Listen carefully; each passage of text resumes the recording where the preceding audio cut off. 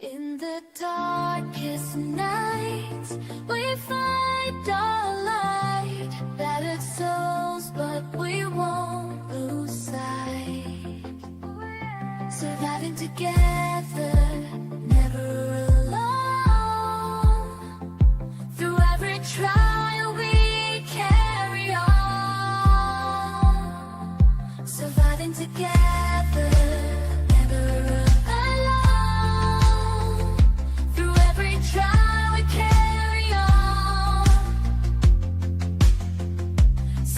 Together we stand tall, united forever. Strength and courage will overcome. Oh, surviving together, victorious, never, never alone. Hand in hand, we'll face the unknown. We see you, we hear you, and we believe you. Hey, everyone. How you doing today? You've landed at Surviving Together. Welcome on this Wednesday evening. At least that's what time it is here in Michigan. Hopefully you guys will all find us today. We had a little bit of a technical difficulty. StreamYard's, or YouTube actually, it's YouTube's fault. They've changed some things around and you can now watch this in either vertical or horizontal format. And so I don't know what you guys see on your end, but what I see when I go to the channel is I see the link posted twice, which is weird. So I had to I deleted one because I'm like, oh, you're posting it twice, not realizing what I was actually doing. So had to create a new stream and the new thumbnail and all that kind of stuff. So little late getting on, apologize about that. But here at Surviving Together, my intros never go smooth, do they? This is a safe space for trauma survivors to connect and to come together on their healing journey, as well as providing trauma-related education for all. I want to say hi to Crystal, who is here today. And at least in the chat, I know there's a few other people lurking behind the scenes, it looks like. And hopefully more of you guys will find us for the live as this is posted now that we're actually live. If not, I know you guys will catch us on replay. But I do have a wonderful guest here tonight who has really, embodied taking all of the trauma that they went through in the past and really doing something with it now. And so I want to welcome on Miss Kimberly Miner. How are you doing today, Kimberly? I'm good. How are you? Great. Kimberly is a sexual assault and domestic violence survivor, and she was also in the corporate world for a while. And we're going to talk about that and then how she transitioned into doing this amazing advocacy work and what her organization is called and all of the things that she has been doing and all the people that she has been helping over the past years. Forget how long have you actually been doing your advocacy work? It's been about a decade now. About 10 years now. That's just amazing. So really, I just want to start out with, you can introduce yourself if there's anything else that you want to say in terms of introducing yourself, and then just want to find out a little bit about your background and then how you transitioned into doing advocacy work, because you really did a 180 in terms of the type of work that you were doing, right? Yeah, I mean, it's completely different. this is not like you went from counseling into, doing straight trauma work. So, Yeah. hi, Indigo. How are you doing? So, Kimberly, take it away. Yeah, absolutely. Thanks so much. So yeah, my background, as she was saying, is that I spent about 25 years in corporate America in packaging sales. And after 25 years, I was kind of at the point where it was something that I was good at, but it was something that just was not calling my name anymore. I think I mentioned previously, it kind of felt like I was just kind of like banging my head into a brick wall. And I just didn't feel like every day it was kind of like this grudge of like something that I know I had to do versus something I wanted to do. And at the time, my youngest was had graduated from high school. And so I finally felt like I had that freedom to be able to, make that change, because I was so nervous about doing something beforehand, because it was something that I knew how to do. I knew that I was good at it. I knew what was that I was making doing it. And so that was, the comfort zone. And, I think that change probably would have been a lot different now, because we're in a world where social media allows for so many different opportunities to present itself and people showing the different things that they do. And so, but at that time, social media was not like really a thing. So, Facebook was like the biggest thing going on. So I just didn't take those chances. So, but when I did, is that I went over and I wanted to work with other women who had had been through similar or just trauma, in all aspects. So I just felt like after everything I'd been through, I felt like I wanted to help those start to like find their voice. But I think that there's a little bit of it that when I first got into it, is that I still was not, I wouldn't say like 100% into like that healing process, and really, understanding, some of my own things that I brought to the table. And so I think it was a great opportunity for myself to do a lot of healing, and recognizing that I did need to go back into therapy and, work on myself on things that, I found myself like inserting myself into, other people's, lives of, whether it was on a basis of that maybe they were, in trauma, and I would insert myself into that trauma, and thinking that somehow that was going to like fulfill something within me. And what I was doing is that I was crossing that line of, that you have to have, is that your problems and somebody else's problems is their problems. And you can be there to be empathetic. You can be there to provide resources. You can be there to be a listening ear, but it is not, and nor is it a good idea or healthy for you or that other person to insert yourself into their lives. It doesn't matter if it's like they're going through trauma. It doesn't matter if it's friendships, or it doesn't matter if it like who it is or what their circumstances are.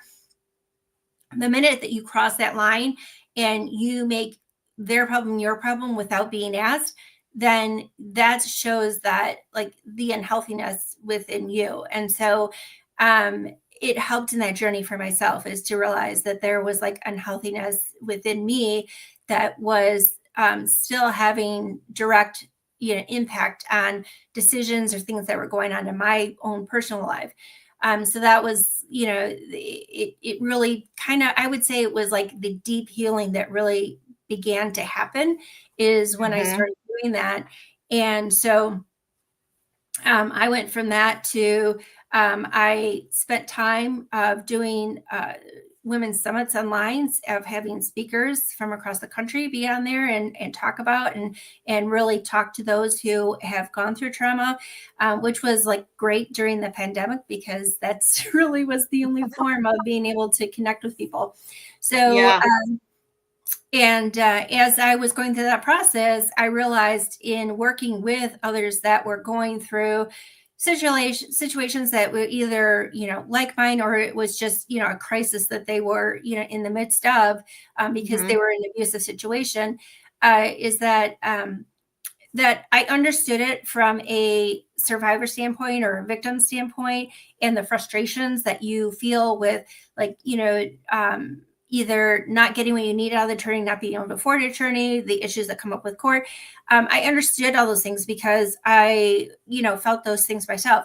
But what I didn't understand is that is the other side of it. And that's when I made the decision to go back to school. And I'm now, working or have my master's finished in criminal justice, and I'm just short of finishing my doctorate in criminal justice. So, that's something that I wound up finding out is that, I did it for wanting to help others, but it actually was something that was so beneficial to myself is that as I went through it, it was something that I was really passionate about.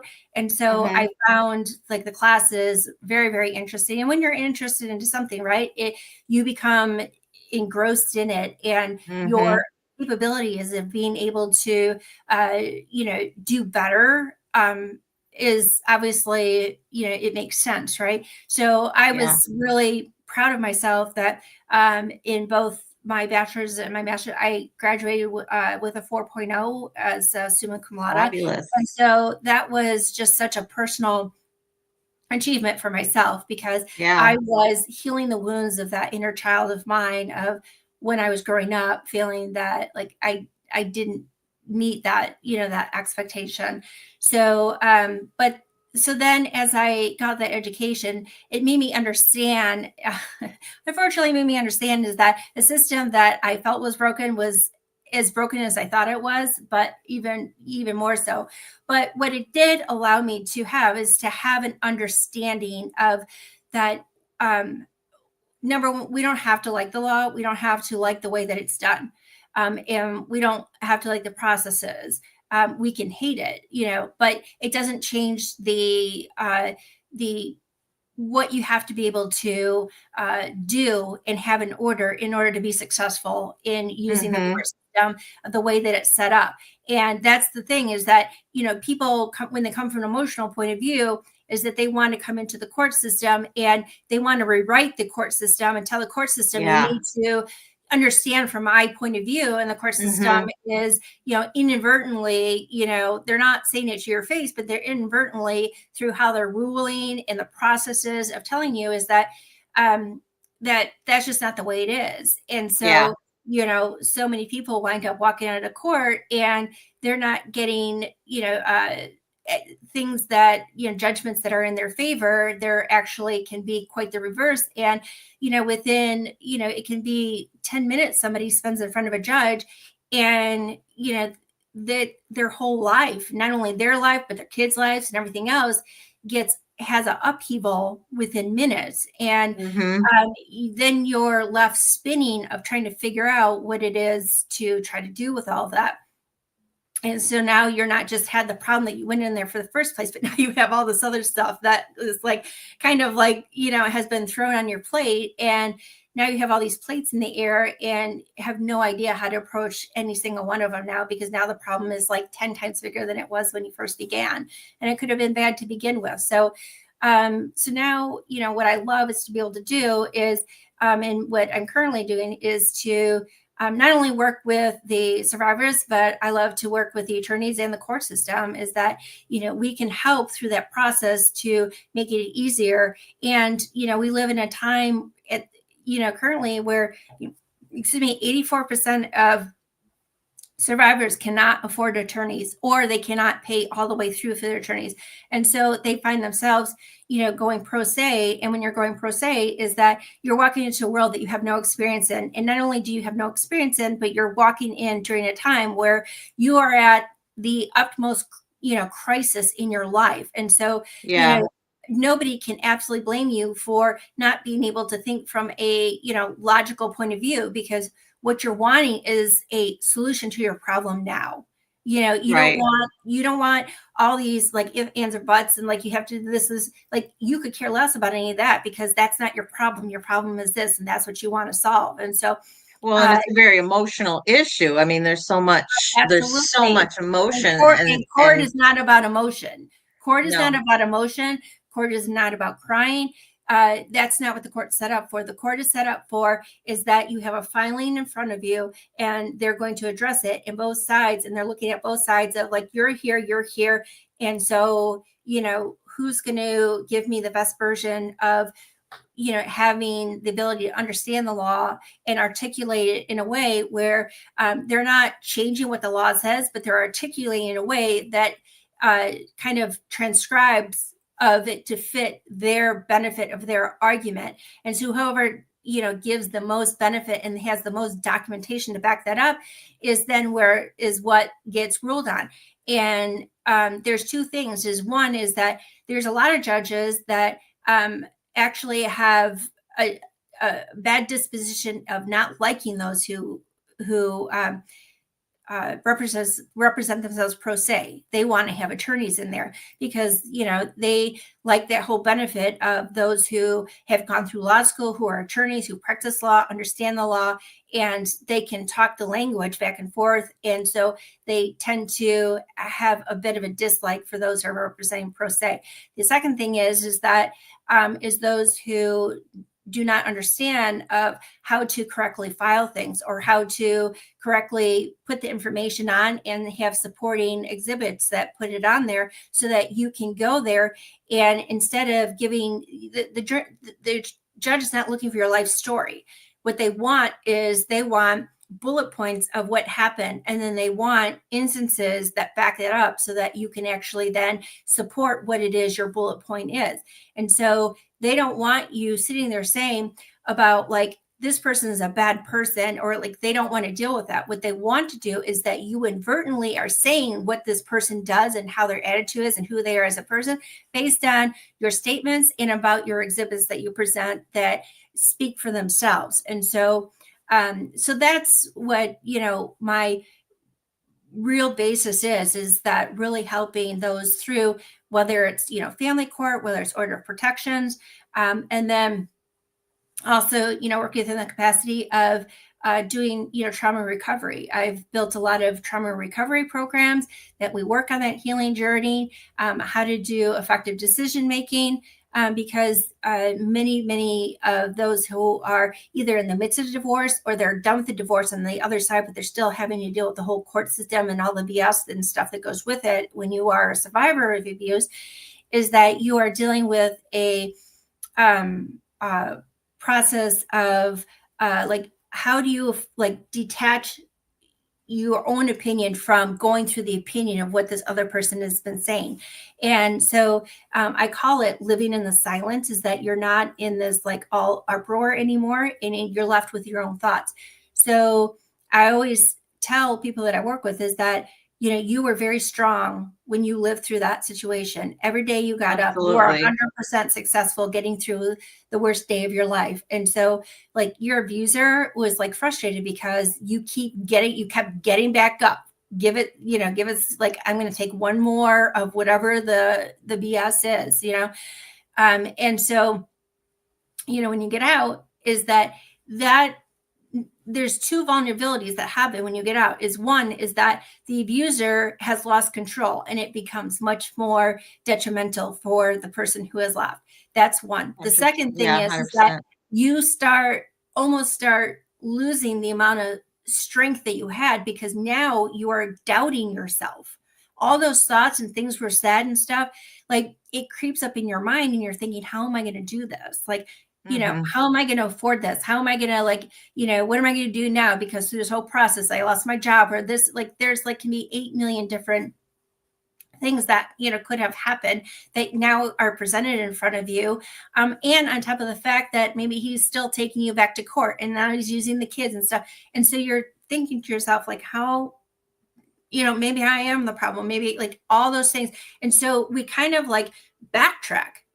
And we are not as strong as we were when we were dealing with all this stuff and got to the point where we say, like, I'm not going to deal with this anymore. I'm going to get out and, go, get out of the situation for myself, for my kids, whatever the particular situations is for each individual person. So, that's really where my efforts are in really trying to, focus. And I like to do a lot of policy advocacy too, is like, how can I help because of the understanding that I have the law, and having the understanding of talking with those who've been through issues, and then also the things that I have experienced myself, is being able to go and hopefully, support, bills that are of benefit, that need to be changed, that need to be implemented, that, and then also speaking with those that, are underneath, that once those laws are passed, to getting them, like helping them understand of like, how that can protect victims, what the benefits are, how it can be used in court, and all those things. And so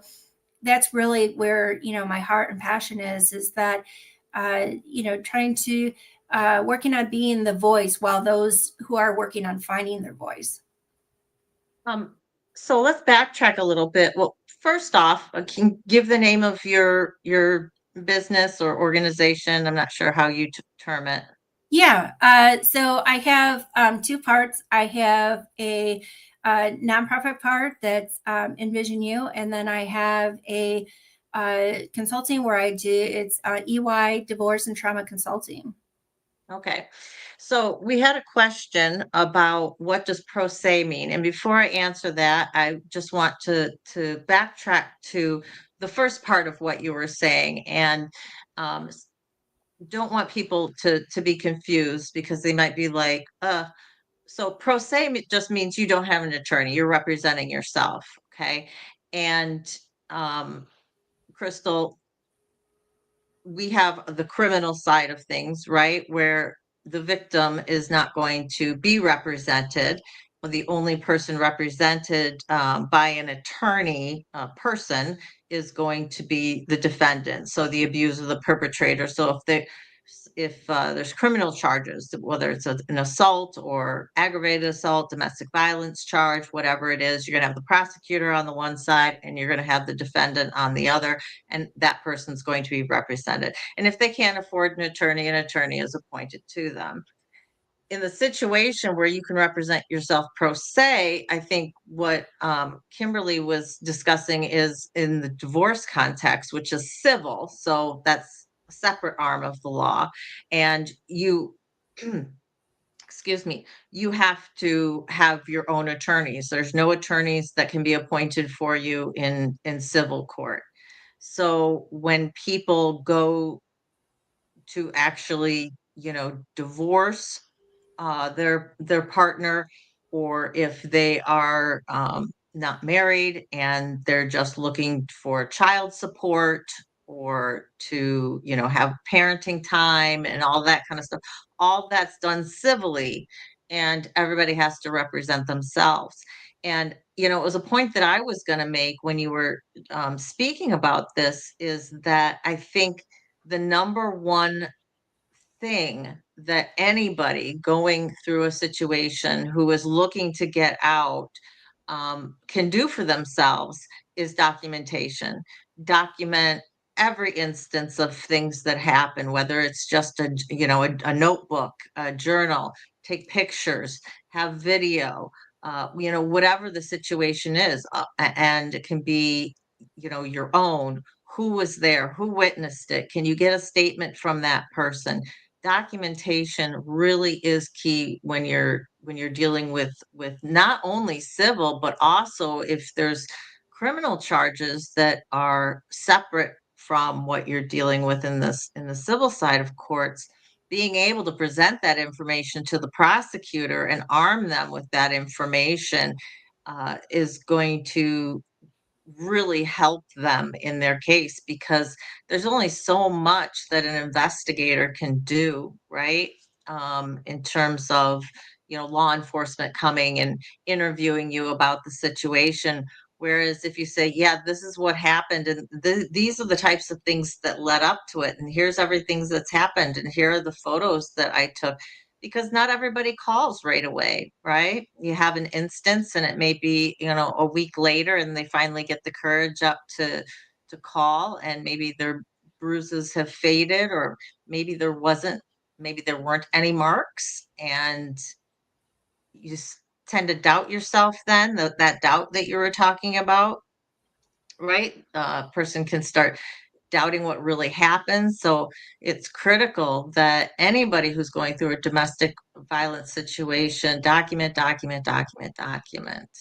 So Yeah, and that's to support what you're saying is that there's actually a tremendous amount of we live in a day and age where we walk around with a mini computer in our hands, right? The smartphones, and there's actually a lot of apps on there that actually have they look like a calculator, and you have to have a certain code or whatever. And there's different things that are out there now that are free, and what it allows you to do is that and then also the other one that's really important before I further explain that app is that is making sure that you have a voice activated memo on your phone so that mm, anytime conversations are happening, because sometimes it's hard to remember, especially when you're in the midst of a crisis, is that maybe you forget like exactly how it was said or what was said or the emphasis of something that was done and stuff. And so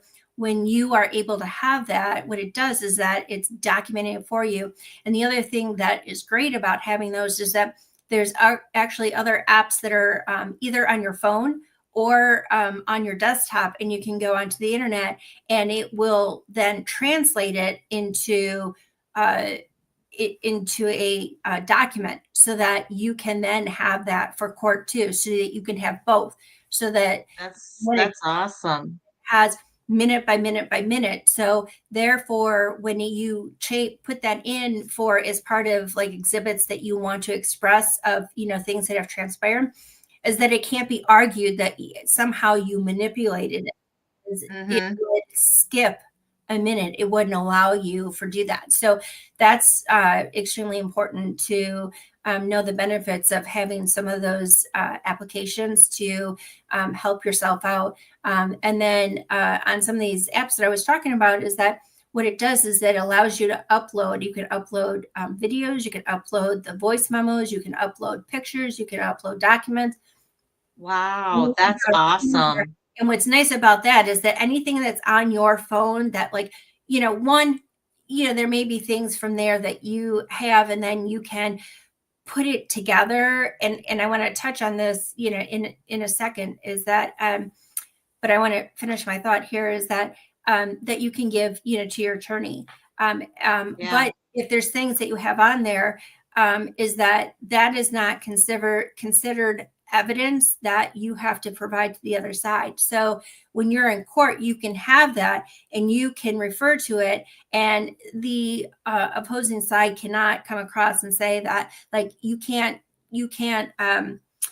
enter this in as evidence because that should have already been done. We were not given copies, and you're like, oh no, this is what I'm just referring to, so that I can go over exactly and I don't misrepresent what exactly happened. So that's a special little thing that some people may not be aware of, but they are on whether you have an iPhone or you have a Android, both of them. You just go into Google Play or the app, uh, Apple what's that Store, called? Apple Store. Apple Store. Yeah, and put it in, and you can download it. So and Do you all of know them the are. names of any of them off the top of your head? I don't, but what I can do is that I can send you a couple names of them, and I can send it to you, and you can put it into your That'd be information. great. So Yeah, I can just I'll just add them to the video description. yeah, That would be great. yeah. Technology, it's really amazing, and I think that insofar as protections for survivors, right? I mean, we've got ring cameras now that can Mhm. sync directly to your phone. If you have, uh, either an app or, well, I guess it would be some sort of app on your phone that's voice activated that you could, or just push a button by and to record conversations as they're happening. There's so many more opportunities for survivors to protect themselves in regards to documentation now than there ever was. Yeah, and realizing too that if there's an event that happens that is something that you are looking to call the police about, so even if it's at a public place or store or whatever, or even if it's in the neighborhood, and let's say maybe you don't have ring, or you do and they've turned it off or something, is that neighbors and stuff have rings.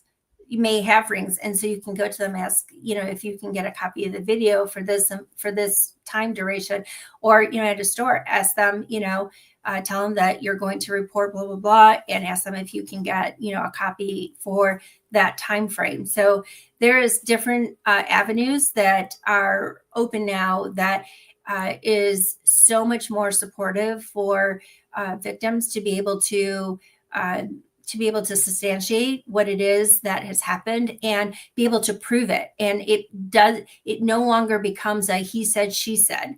Yeah, Because yeah, it exactly. completely takes out of the equation. And I can tell you that out of like how many officers that I've ever spoken to and stuff, is that like that is like golden for them, because it becomes difficult for them to have to try to say. And that's where I think that so much over history has been a huge frustration for officers with the showing up to domestic calls, is that they have to interpret themselves. And I can tell you, as somebody who's been through it myself, is that I don't want to leave it up for somebody else to interpret it for me. Thank you very much. I just lived through it. I don't need you making a decision on your version, because that's not the version that more than likely is correct. So Yeah, and it, part of it comes down to, and I don't want to stray too much off this topic, but just that, as over time we've seen society attitudes change towards domestic violence in general, right? I mean, much more accepting of the idea that domestic violence happens. It's not what happens in the home stays in the home type of thing. A guy doesn't have a right, or a woman. I guess there are domestic violence where the woman is there are. the instigator. And that becomes even more difficult from a credibility standpoint, right? From a said, she said, living in this patriarchal society that we do, the tendency is to believe that the guy is the aggressor, right? And so I would say especially important for men who are in a domestic violence situation to be able to document, have video or have audio descriptions of instances that happen, so that they are believed, right? And this is one of the things that we were talking about earlier, was about beliefs, and about how important it is to believe somebody when they say, this is what I'm going through. And fortunately, there is a lot of education that's being done of law enforcement and of judiciary, so that they understand trauma more, so they understand domestic violence. But it's not ubiquitous, right? I mean, it's not everywhere yet, Well, and but the it's laws the not. laws haven't caught up, and so that's the big issue. And I think that people are much more aware of the word domestic violence being much more a familiar vocabulary term for people to understand that they can make the connection when domestic violence is said. And I think social media has had a lot to do with that.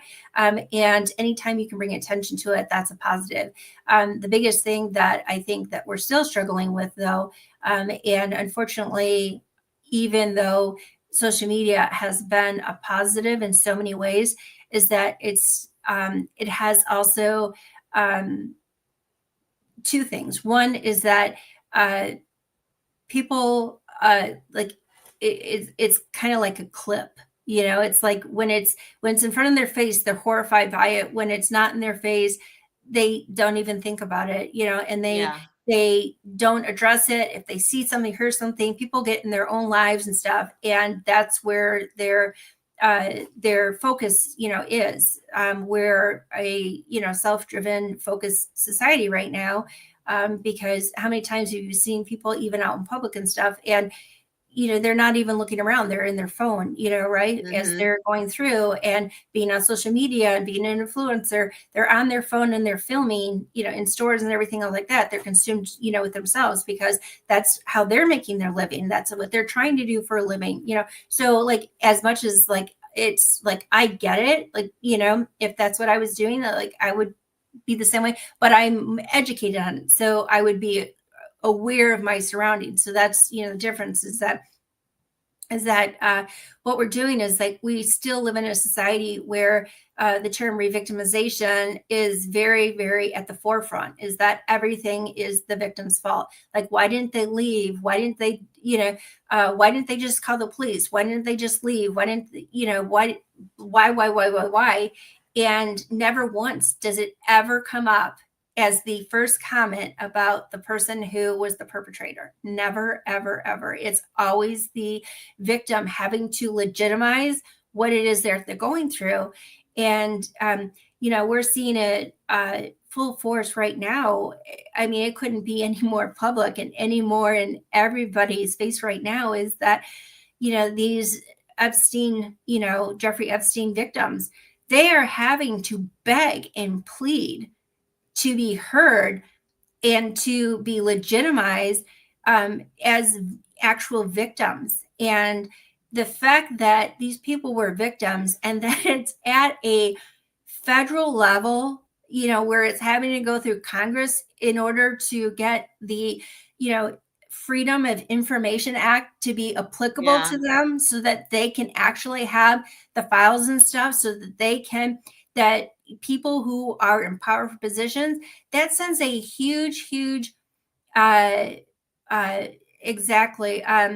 That's bringing a huge message, is that there's like a two-street message that is developing from all of this. And one is that the fact that they will not back down, and that they have come together and meshed together. And I was listening to an interview with one of them, and she said, until this last September, none of them knew who the other ones were.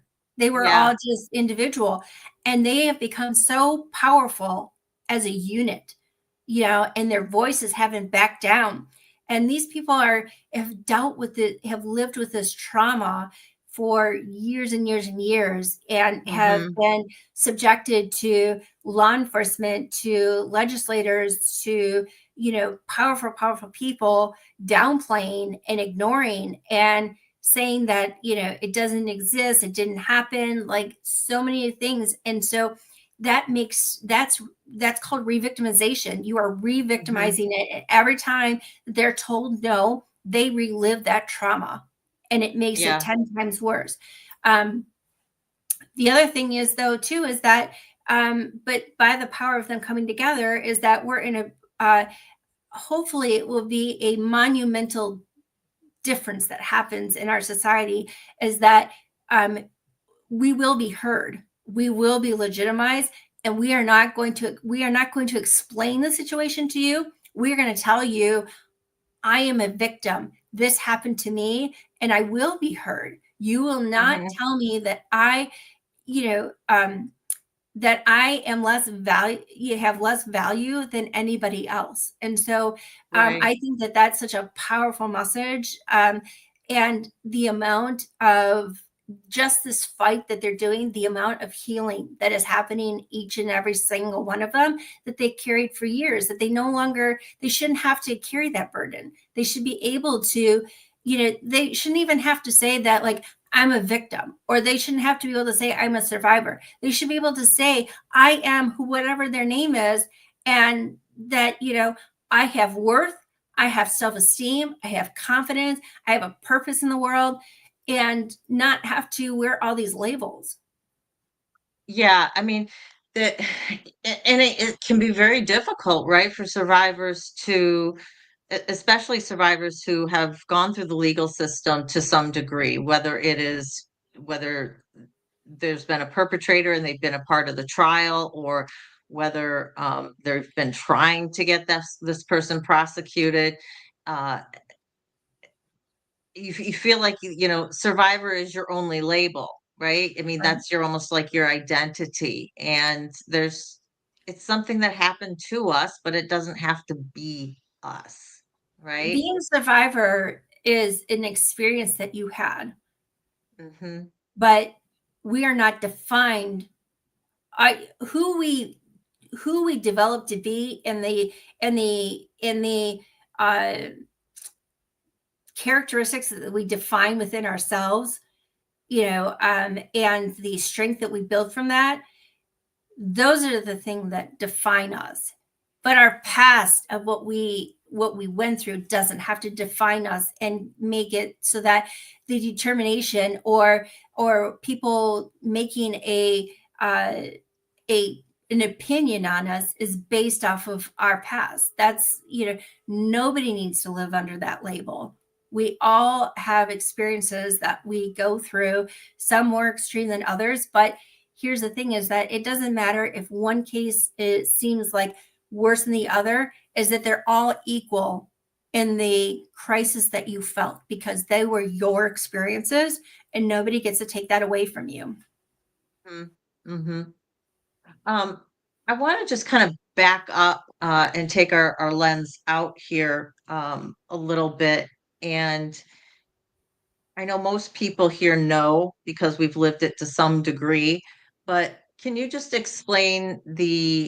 um, explain the domestic violence cycle? And I one of the reasons why I wanted you just to go through that is because we had touched on how much of what we think about in terms of domestic violence is just that fist, right?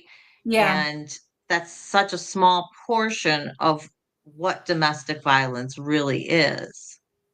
Yeah, and I'm glad. Thanks for bringing that up. It's a great area for us to cover. Is that the domestic violence wheel is that it's talking about the buildup, the incident, the calm, and the reoccurrence. And so, um, what happens in that cycle is that we have this. I think I was mentioning to you is that we are so blessed to have so many amazing organizations that are out there and women's shelters that are out there that are there during these crisis situations. But one of the things that I hope that we can really help and redirect the education on domestic violence is that when you're talking about domestic violence is that any type of physical abuse that happens is only 10% of what falls under domestic violence. There's actually 8 different categories of domestic violence. And so it is the non-physical violence that is really happening in so much of that real. The incident doesn't necessarily have to be physical. It can be non-physical, but it can be explosive, in what Right. is happening in the non-physical area. And so it's important for people to understand is that it took many, many probably occurrences of non-physical abuse, which could be in emotional, psychological, it could be court abuse, it could be financial abuse, it could be sexual coercion. It can be, we are now in the midst of social media is an abuse that abusers are using. So Yeah. there's so many different avenues that can be used in order to put a person in a state. I have spoken and I've been in groups with so many different survivors, and I can tell you is that how many of them have said is that I wish he would have just punched me because that would have healed. But the amount of emotional, psychological abuse that I've endured will last a lifetime. And so Yeah. that goes into what we call trauma triggers, is that there's actual studies and research that's been done. And on the backside of the right part of your brain is where trauma is stored. And where that area is stored is that you can, even going through therapy and doing work and stuff on it, is that it's not that trauma is ever going to go away, but it's about having tools available to yourself of how to help yourself work through that trauma so it does not take over your life anymore because you've already Right. lived that trauma. So you don't need to keep reliving that trauma. So what happens is that you could smell something, you could hear something, you could hear a song, somebody could say something, you could like maybe somebody looks similar or wearing something similar, like, or where you go, or like anything could be very trauma triggering, and it can come out of nowhere. It's not like, Mm-hmm. You start to have a feeling and go, oh, like, I know that like maybe in a couple days or tomorrow or something, like I'm going to be triggered. That's not how trauma triggers work. Trauma triggers work Right. is that it is instantaneously, that there is something that triggers an event that you have experienced in some way, shape, or form. So, so you have, as I was mentioning, the buildup, and that's where a lot of those types of different events happen. Is that, it can be. I'll share is that I had where, you know, with my ex, is that he was like, constantly, angry, would be stomping back and forth, and would be in one room and then come back and like, slam the door open and start screaming and stuff, and it would just be back and forth, back and forth, back and forth, like for hours on end. And I would be completely on edge because Yeah. it, like, I know in here's the thing with non-physical is that non-physical can become physical at any second. And Yeah. that's why it's so important to understand, and that we are able to do things within the law to take action on the amount of things that are going on from a non-physical point of view, and understanding the importance of making sure that people understand of what that is, of that, tension buildup, is that it's normally, non-physical things going on that I related to, is that, it's like old saying is that, Chinese water, torture, is that the drip, drip, drip at first, like, you, if you were to do it to a kid, they'd laugh, right? Drip, drip, Mm-hmm. oh, but the longer it goes on, there's more pressure that happens, right? And it builds up the more and more it goes on. And if it's continuous, then it becomes a problem, right? It's the same thing when you are talking about, the buildup of tension. And then you have an explosion, and that can be multiple different things that happen. It can be, where it could be non-physical. Well, maybe they're, especially what if they are an alcoholic, they have an addiction to drugs, that can come into play. What if they start like destroying stuff in the house, or they start throwing stuff away, or they take off in a car and they leave you by yourself, or what I mean? Like, those are all non-physical things because they have not physically harmed you. When you're looking Yeah. at domestic violence and you're looking at physical, is something that has physically happened to the body. And that's what they're looking for when they're talking about physical abuse. So, uh, uh, but it could be on the other side, where that's where we get into where, it can be, somebody's gotten beat up, or, God forbid, it winds up as a domestic homicide, because Mm-hmm. that is a real life, thing that happens, is something physical has happened to themselves that, has caused, trauma to them.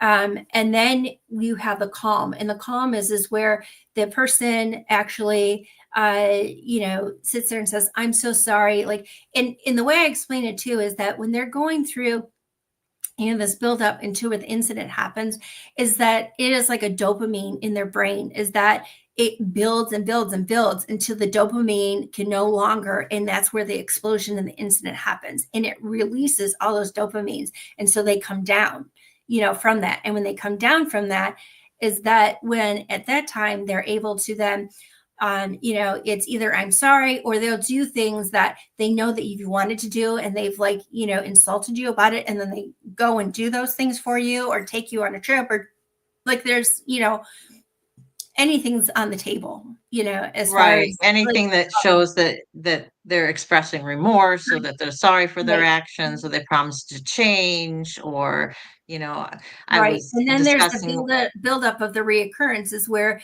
then they start to, get upset at you about the fact of then they are now like like they're over that calmness of being sorry, and now it's like, well, if you wouldn't have done this and you wouldn't have done that, and then it starts that build up again, where Yeah. it goes into that, build up.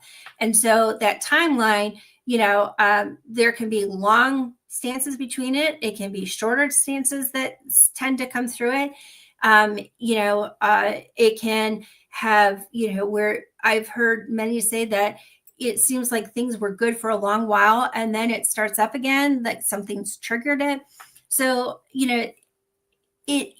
that's the thing that I think that most people in law enforcement and in the court system get frustrated with, is that there's no one ingredient for domestic violence. Is that every case is very unique. It has its own situations, own set of circumstances, and own pattern that has developed in that particular relationship. So Hmm. it's how to, and please, by all means, I do not want to feel like I am like supporting or backing decisions that should have been made that weren't made by the court system or by law enforcement, because I do not support that whatsoever. I support the victims and survivors 100%, always.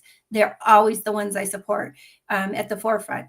But it's having to understand of like what the what domestic violence is and what the court system is, and also wanting to to have to understand of what that process is, so that how to start to get some of the results you need to start to get some of the reprieve you need. Right. Now, if someone was looking to get out, I mean, we know that there are services out there, right?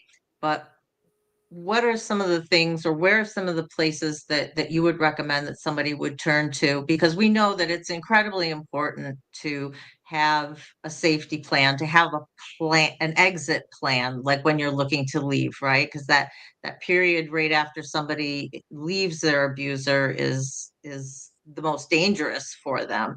So if somebody was looking to leave, what are some services that you think that they could turn to? Well, if they're in immediate crisis emergency, if they call law enforcement normally has connections with shelters that can get them in. One of the biggest things that we come across is that being able to have shelters that actually have room to accommodate those Yeah, survivors going in there. But there's a lot of times that shelters will have where they have made agreements with different hotels, and they will pay the rate, for those to go stay at a hotel. That is, an avenue, for survivors. Um, I'm a big advocate of getting a order of protection that gives you for the rights for the house and that the abuser needs to leave. I think that we could put a huge dent in the issues that are going on for so many survivors. Is that why are you making the victim and the children leave? And yeah, then they lose their job, they lose their home, they lose their ability to have access to anything that they need. The children are suffering in all of this. Is that we need to rethink of how we're approaching this. It's the yeah, approach right now is that the first thing that people say is like, where can people go? And you know, and I can tell you that has probably come from a place of frustration myself as somebody who's been through it. And it doesn't matter how much education I get about the system, like that's still a pill I can't swallow. Is yeah, that like, why is it falling on the victim? So my thought process is that if they get an order of protection where they get right to the house, they come to the house, like it's pretty easy to find them. yeah, So yeah. like, why are we Well, and making it it's something that it especially doesn't when need there's to be? children involved, right? I mean, it keeps that stability for them as That's well. right. Why are we making yeah, exactly, 100%. So, yeah, and that is something that like we probably don't have like the time to talk. That's a whole conversation itself, just that right Yeah, there. because But unfortunately, I don't have 2 hours today because I I do have I know promotion. Yeah, that I've got promotion for a book launch that I need to get to in a few minutes. But I did want to talk about one last subject though before I let you go today, and that is touching on some of the laws or the types of laws that you have worked to change? The what are some of the pain points that you see that need to be, worked on within the legal system or within the legislatures? Yeah, no, exactly. So some of the laws that I worked on is that there was a bill that got passed. It made harassment and stalking on social media a criminal act and became a misdemeanor. So I would love to have been a felony, but I will take what gains I can get, which Right. is something that is a huge win, because we are living in a time where social media has become a playground for abusers and pedophiles. So we really need to, zone in and make them accountable. That it's just Absolutely. behind the screen. It's still as much as a crime as if you were in person. So, Yeah. and then I also helped testify and two other ones. Is that one was on the bill that made it where the orders or protections, when they're granted, that is for 2 years instead of 1 year, so that it gives the survivor reprieve and being able to, work on putting their life back together versus Hmm. being stressed out that I only have so many months before I have to look at reliving this nightmare again. So Yeah. that is a win, in the survivor's box. And then also on And bill that was were these state laws in your they state were that were mhm. changed? Yes, Okay. it was in the state of Arizona. Okay. And then also a bill that is um, uh, it is making its way, but it's about having a health center that has like everything under one roof, so that when survivors go in there, like everything that they need is in there, that they can get the medical care they need, they can get the counseling, that they need, if they need any type of, medical, help for the children, that's, any help they need and stuff, that it's all under one roof. And what's so beneficial of that is that, one, it's all in one place. And secondly is that these different professionals can interact and talk with each other and stuff. And just think of how powerful that would be when a survivor has to go to court and, they have all this backed up documentation from all these cross professionals who have worked together with this person, and being able to Right. document the history and what actually is going on and happening. So I think that's such a pervasive area that we need to look at growing, to have that should be everywhere. That's something that really needs to be established.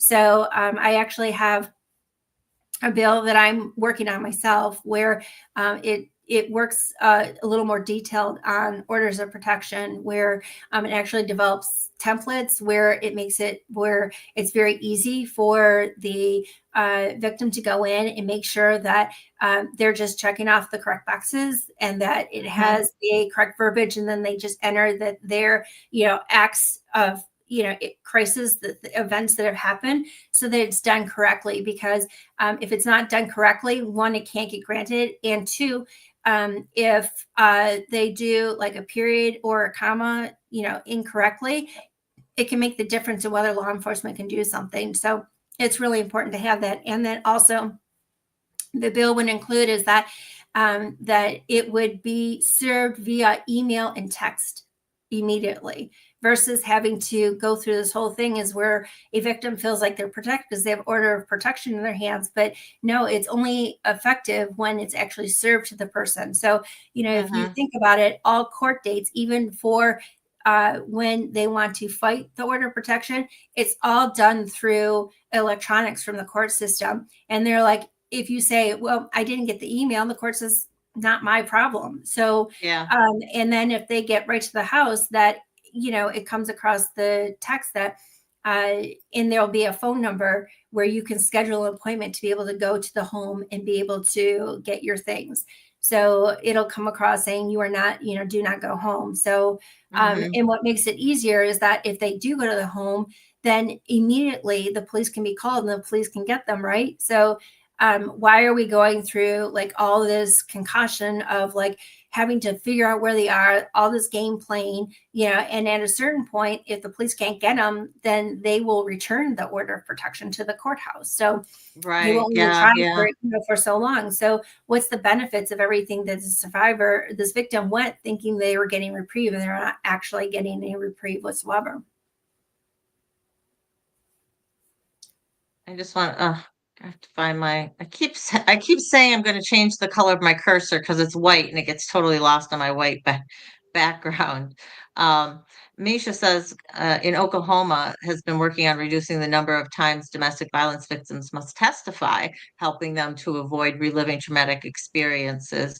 Also dropping the statute of limitations.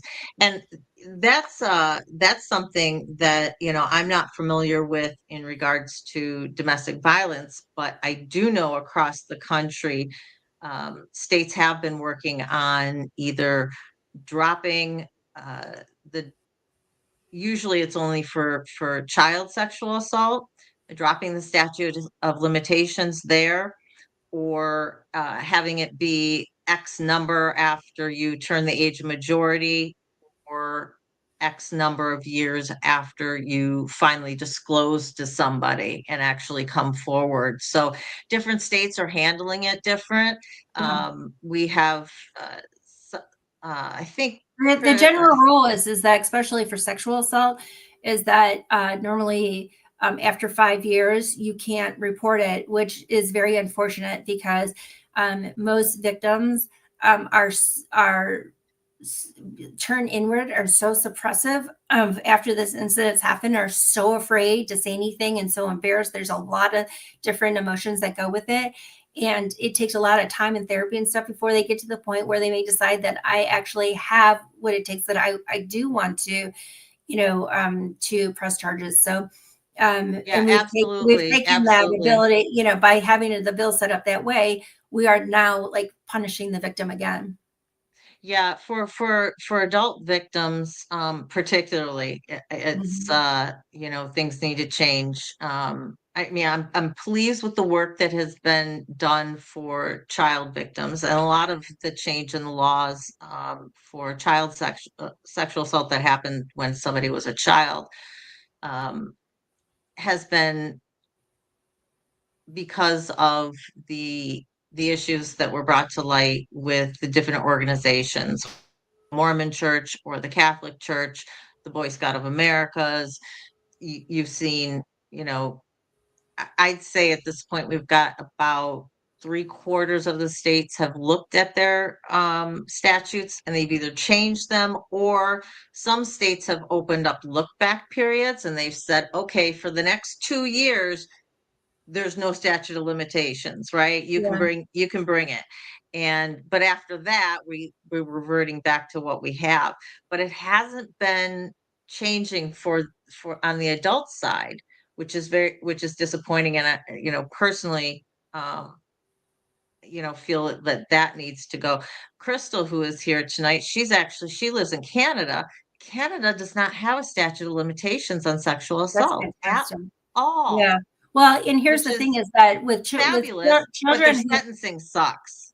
yeah, So it's like, children who have experienced sexual abuse, they are the most underreported, the most underbelieved, and the most under charged and yes, follow through to trial. So there's lots of conversations about it, but there's still not a whole lot of moving the needle and making a difference on the judicial side.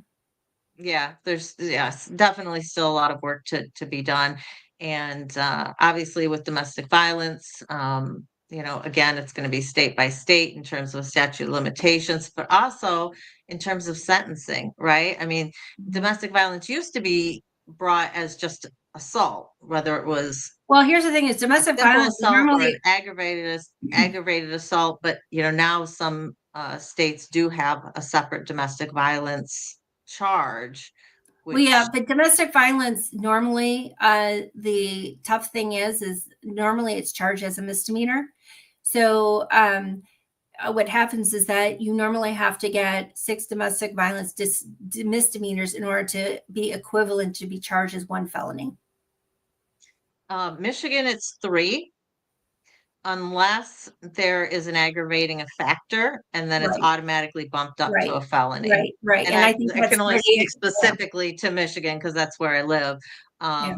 But yeah, again, different states handle it differently, and although it's gotten better, still a lot of work to be done in the area, right? In terms of how it's charged and the sentencing that people actually receive. I mean, the misdemeanors, it's 90 days, 93 days, Yeah. right?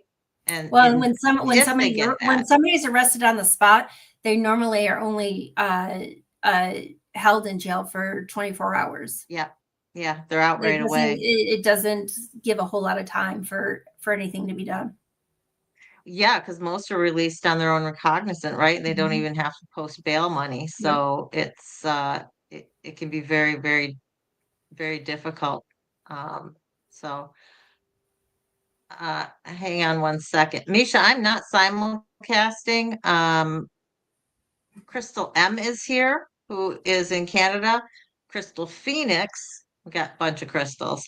Wow. I'm not sure where Crystal Phoenix is. She might be working. She sometimes works in the evening, if that's who you're speaking of. I'm she is going live tomorrow, I think her post said, Misha. Tomorrow at 11, I think it was. Um, so yeah. Um,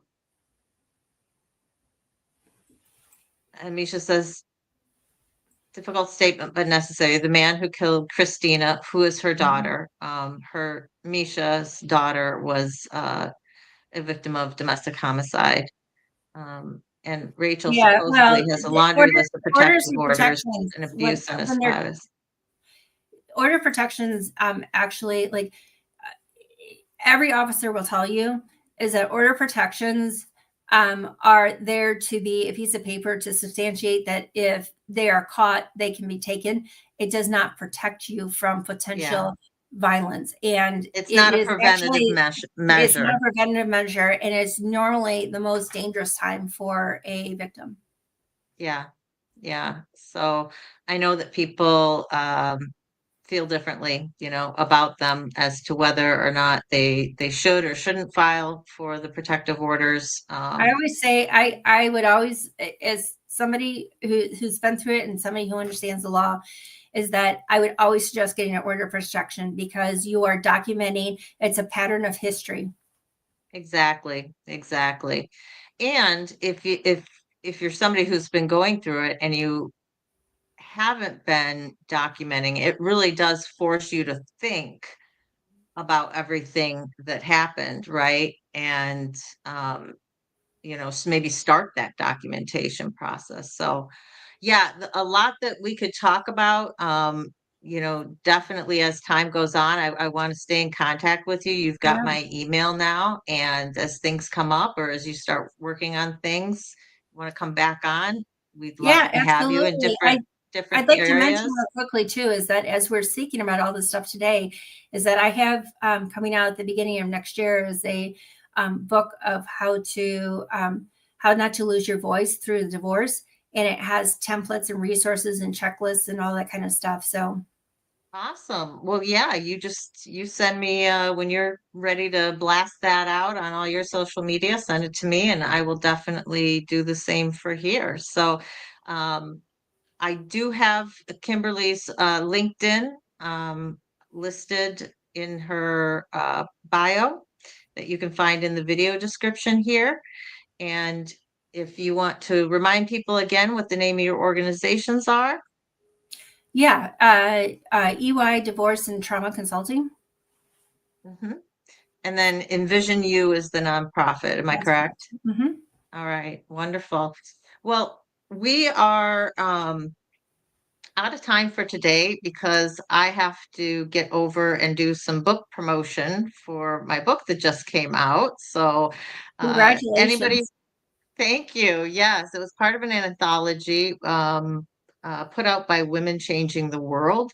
And if anybody wants to go over to their Facebook page, they have been live since 7. They're doing every day, they're doing different authors from the book who are presenting different things about their chapters. So people can go over to Facebook and catch that. I do want to mention, I do have somebody scheduled in a couple of weeks who I think, Kimberly, you might benefit from connecting with. And I think I don't have her social media stuff yet, but it will be coming in the video description. Her name is Kristen Pines. She's actually in Virginia, but she is a trauma educator. She worked for the YWCA for 20 years and then just started her own company this year. And so you guys have a lot of connections, and she did a lot of work doing integrative work. She created a family justice center where they had all these services kind of under one roof. And so I don't know if ideas might cross between the two of you, if that'll be any help, but I just wanted to throw that out and mention it. Yeah, that'd be fantastic. So she will be on 2 weeks from tonight, December 3rd at 6 p.m. Our next live is going to be Saturday at 3 p.m. I don't have a topic yet, guys, because I've been focused on this and work this week, and it's been a little nuts, but I will definitely have something up here soon for you.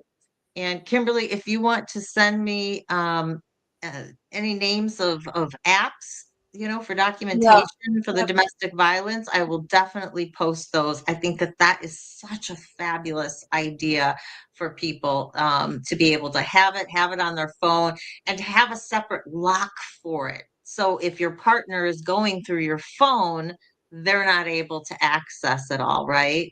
Well, they're not going to even know what it is. If it looks like a calculator, they're going to think it's a calculator. Exactly. I think that's brilliant.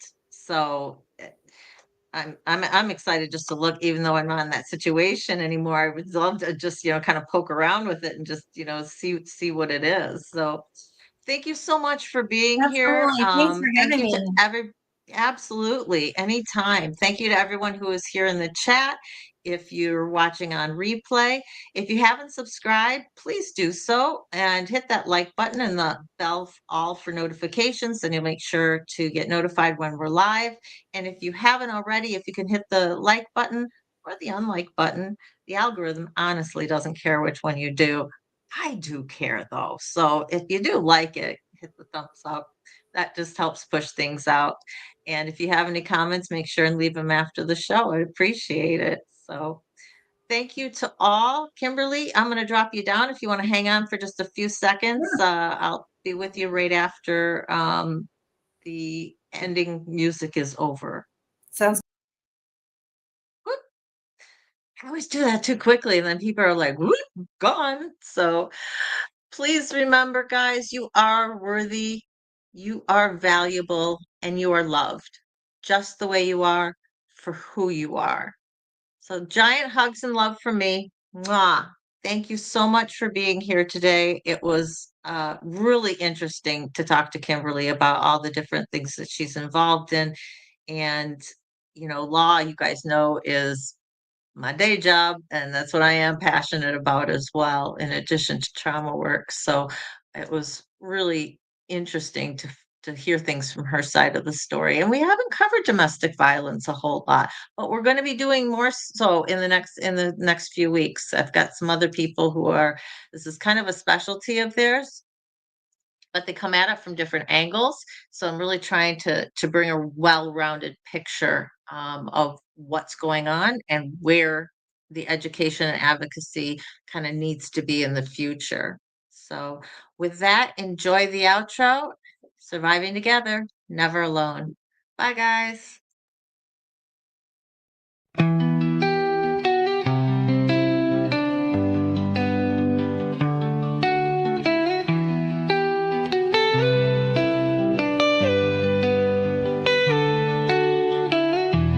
Through the fire, through the rain, we have walked through endless pain, but we stand, we rise again, stronger now. We break the chains, surviving together, hearts open wide, lifting each other through every tide. The past may have shaped us, but it won't define. Together we heal, together we shine.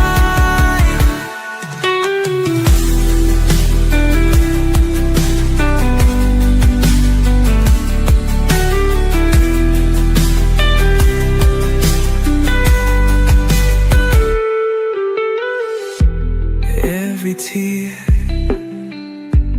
every scar tells the story of who we are.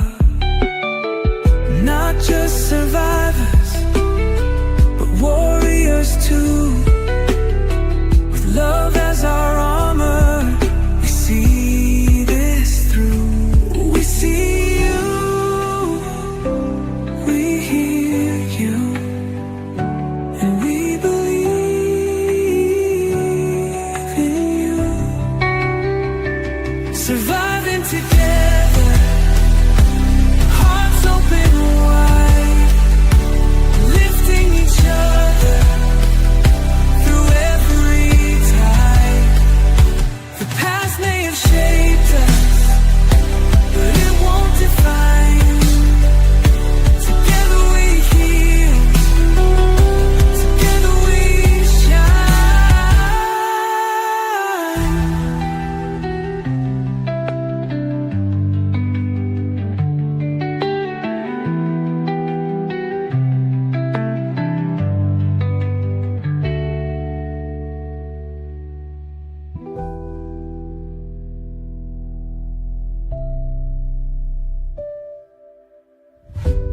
We see you, we hear you, and we believe in you. Surviving together.